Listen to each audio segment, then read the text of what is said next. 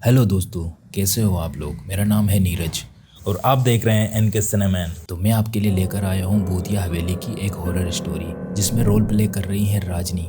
तो चलिए सुनते हैं एक भूतिया हवेली। प्रकृति की गोदी में बसा एक छोटा सा गांव था जहां पर सुनसान मैदान में एक पुरानी हवेली ने अपनी काली छाया फैलाई हुई थी।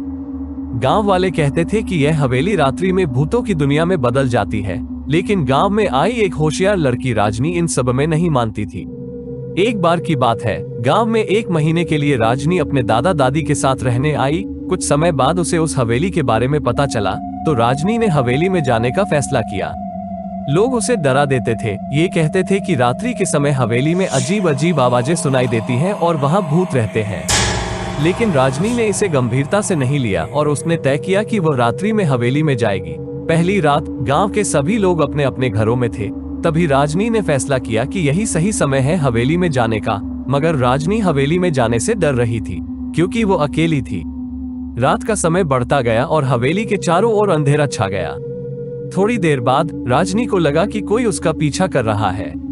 धीरे से उसने पीछे मुड़कर देखा, लेकिन वहां कोई नहीं था। वो हवेली की ओर बढ़ी और डरते हुए अंदर गई। वहां से एक कमरे की ओर गई।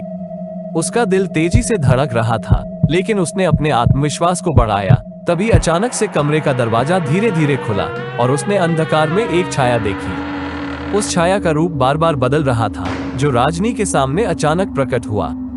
उसने राजनी से कहा, तुमने इतने साहस से इस हवेली को चुना, इसलिए मैं तुम्हें यहाँ कुछ सिखाने वाली हूँ जिससे तुम्हारी जिंदगी बदल जाएगी और मेरा भी जाने का समय हो गया है। राजनी ने देखा कि छाया का रूप बदलकर एक महिला का हो गया है, जिसने कहानियों के माध्यम से राजनी को जीवन का क्या अर्थ होता है ये बातें सिखाई। राजनी ने समझा कि हवेली में कोई भूत नहीं थे, बल्कि यहाँ एक शिक्षा देने वाली आत्मा थी, जो लोगों को रात्रि के समय अपने पास बुलाती रहती थी। इसके बाद राजनी ने उस महिला के साथ समय बिताना शुरू किया और हवेली में एक नई शिक्षा प्राप्त की। गांव वाले हैरान रह गए जब राजनी उन्हें इस अनुभव के बारे में बताई, लेकिन राजनी ने सबको ये बताया कि वहाँ भूत प्रेत नहीं, बल्कि यहाँ विशेष ज्ञान का स्रोत है। इसके बाद गांव वाले भी हवेली का लाभ उठाने लगे और उन्होंने इसे एक शिक्षा केंद्र में बदल दिया। इस रूप में भूतिया हवेली ने गांव को शिक्षा और ज्ञान का केंद्र बना दिया और राजनी ने गांव की भूतिया हवेली को एक नई दिशा में मोड़ दिया।